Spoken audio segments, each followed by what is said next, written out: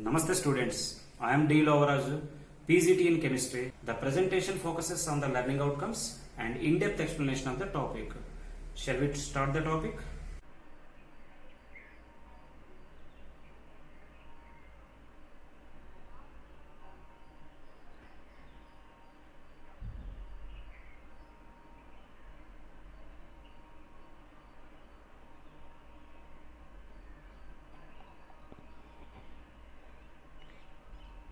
The topic is solid state, and the learning outcomes are states of matter, types of solids, types of crystalline solids, and importance of the crystalline solids.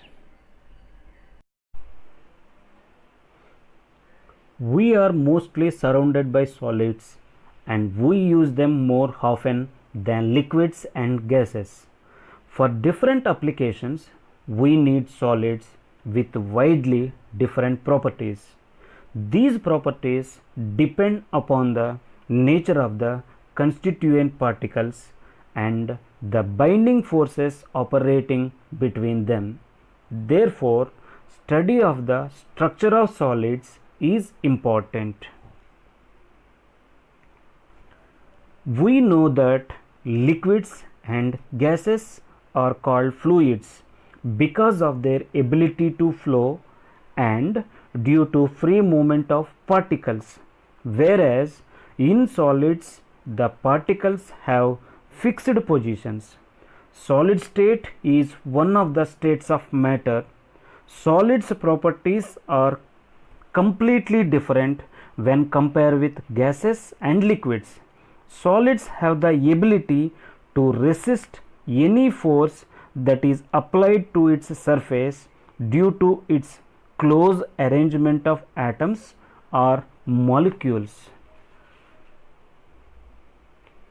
Matter, on the basis of the forces of attraction between the constituent particles such as atoms, ions or molecules, exist in three different physical states, namely gaseous state, liquid state and solid state. You know that the constituent particles in gases and liquids are held together by relatively weak forces of attraction as compared to those in solids.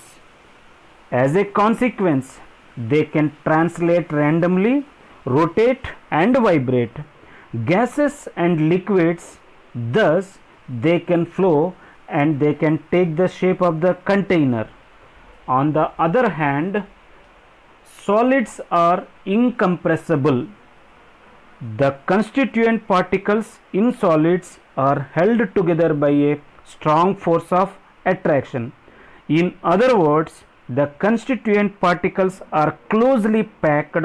However, these particles can still vibrate about their fixed mean position.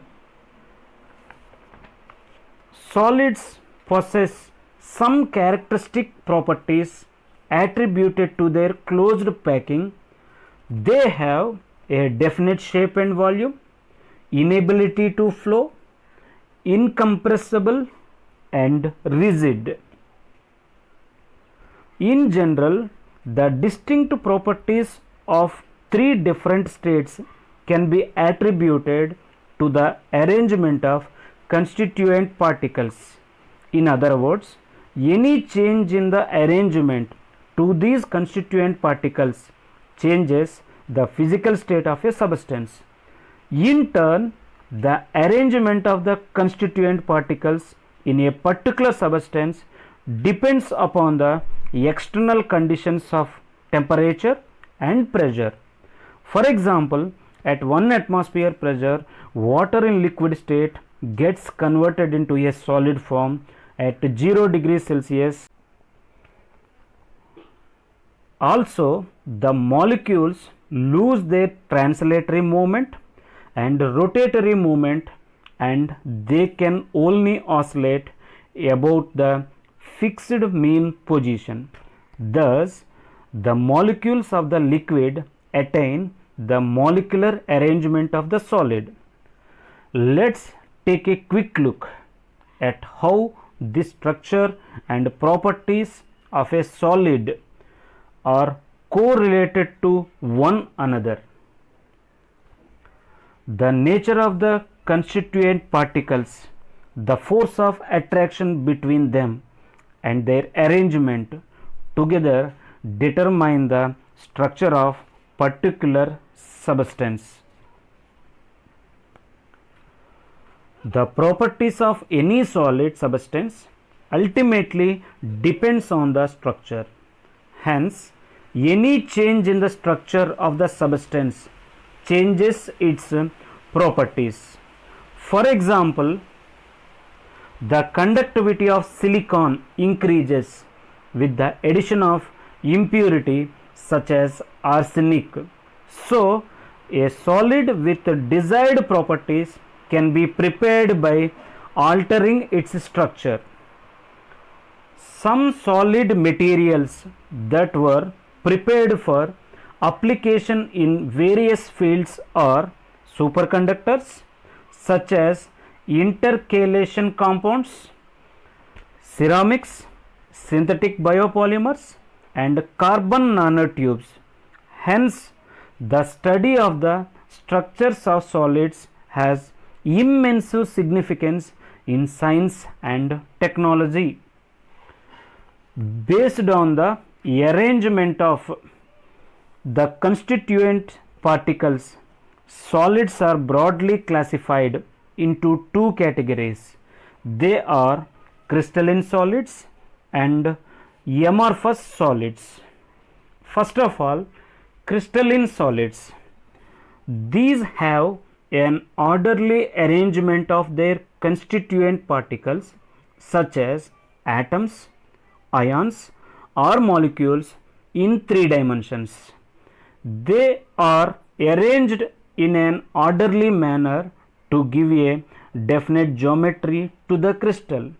Thus, a crystal is defined as a solid figure that has a definite geometrical shape with flat faces and sharp edges.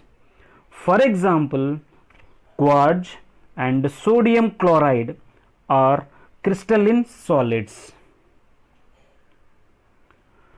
The second type of solids is amorphous solids. The term amorphous has been derived from a Greek word omorphi, which means shapeless. An amorphous solid consists of a number of constituent particles arranged in a random manner. Thus, amorphous solids not have any definite geometry. There is a short range order, which means there is an irregular arrangement of particles that repeats itself to the certain extent only. These solids resemble liquids. They flow very slowly at room temperature, but there is no regularity in the structure. The flow of these solids is clearly observed in glass fixed in windows or doors of old buildings. These are found to be slightly thicker at the bottom than at the top due to its fluid nature. The best example of crystalline solid is quartz and amorphous solid is quartz glass, but both the solids are similar in arrangement. However, in a quartz glass there is a short range order which is known as isotropy. A crystalline solid has a sharp melting point. These are considered as true solids. Amorphous solids do not have a sharp melting point and can be molded into various shapes. These solids behave as crystalline solids at certain temperature. These are considered as pseudo solids or supercooled liquids. crystalline solids are in anisotropic nature, whereas amorphous solids are in isotropic nature. Types of crystalline solids.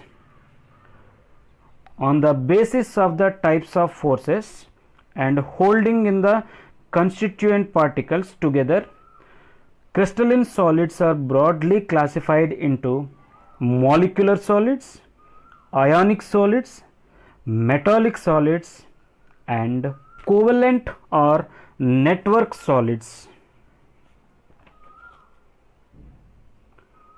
At first, molecular solids. Let us begin our discussion with molecular solids. The constituent particles are either atoms or molecules. The atoms or molecules are held together by weak forces of attraction. Further, on the basis of the nature of the intermolecular forces of attraction, molecular solids are classified into non-polar molecular solids, polar molecular solids, and hydrogen bonded molecular solids. At first, non-polar molecular solids. The constituent particles are atoms or the molecules. Atoms or molecules in these solids are held together by weak dispersion or London forces. As a consequence, these molecules have low melting and boiling points. Hence, most of them are liquids or gases at room temperature and normal atmospheric pressure. For the same reason, they are soft. As the electrons remains localized to a particular atoms or bonds, these are non-conductors of electricity. Second one, polar molecular solids. In polar molecular solids, the constituent particles, molecules are bounded by polar covalent bonds. Solid SO2 and solid HOCl are some polar molecular solids. These molecules and polar molecular solids are held together by relatively stronger dipole-dipole interactions. As a consequence, these solids have a relatively high melting point and boiling points.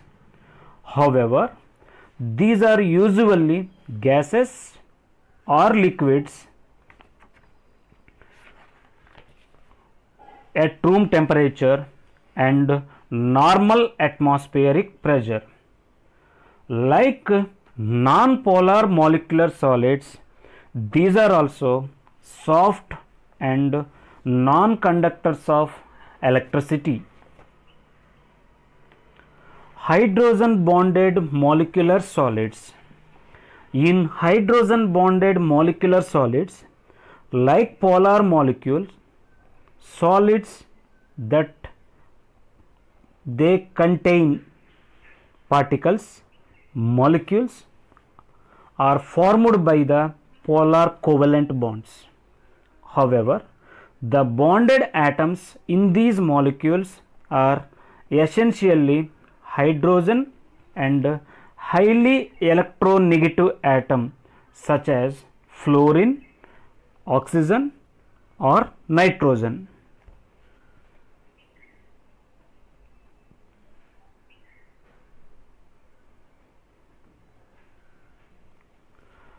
Ice and solid hydrogen fluoride are two examples of hydrogen bonded molecular solids.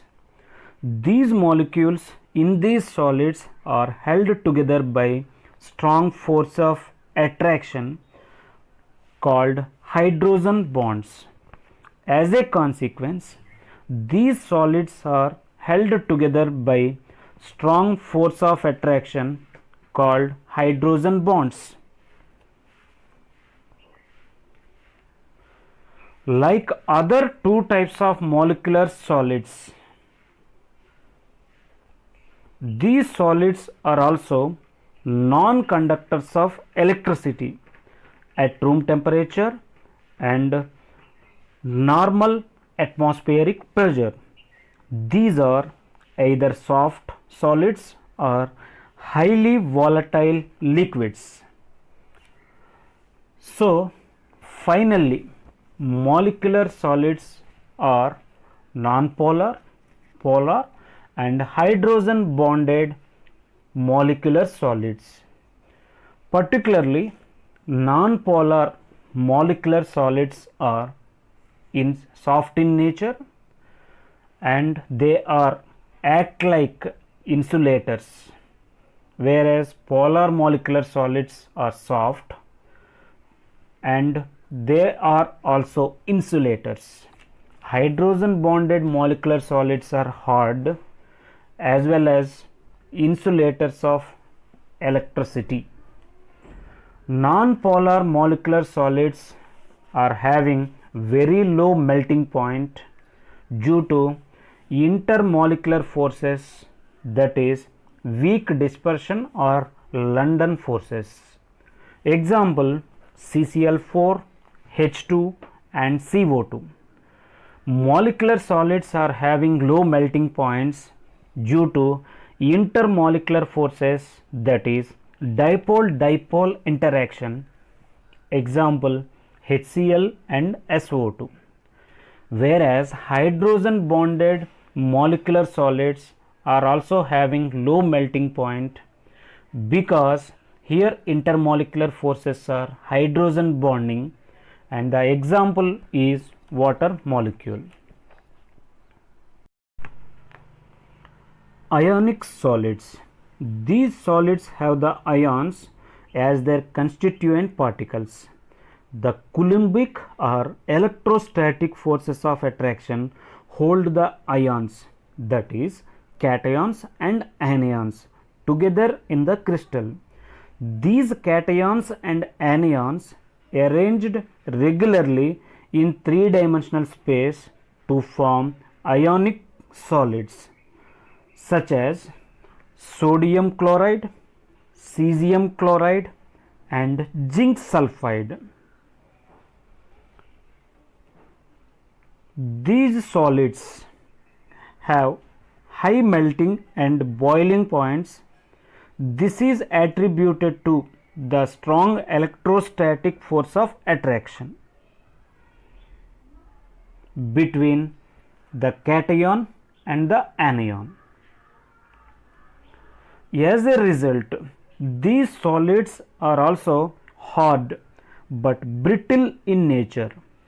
As the ions are in fixed positions, they are non-conductors of electricity in solid state. However, they are good conductors of electricity in fused or in the aqueous solution. These ions are having freedom of movement of electrons in their fused and aqueous solution.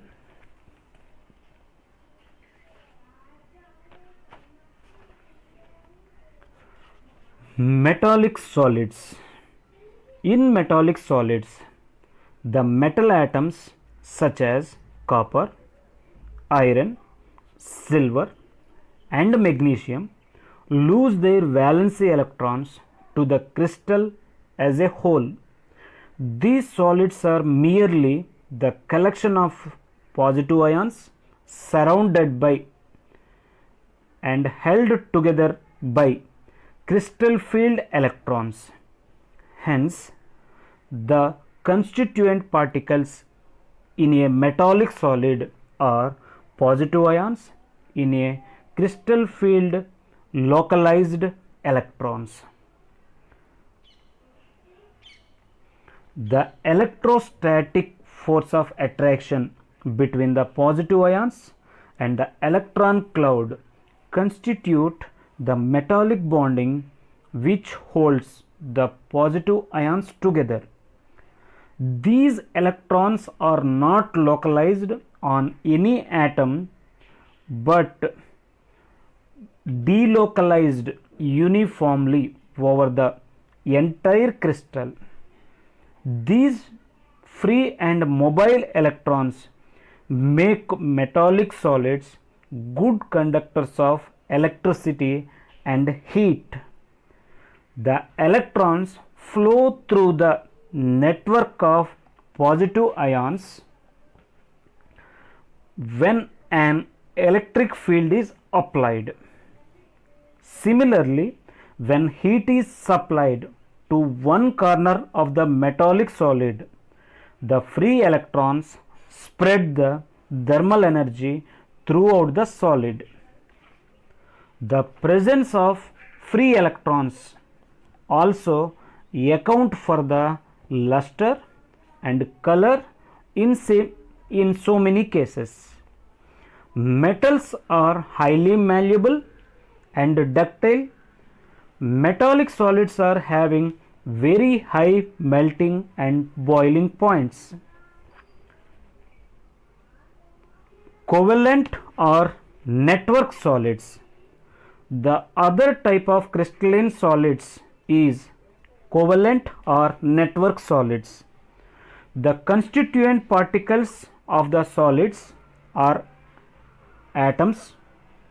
These atoms are held together in large network by covalent bonds. This interlocking network of covalent bonds extends throughout the crystal in all directions. Hence, covalent solids are called as network solids. They are also termed as joint molecules.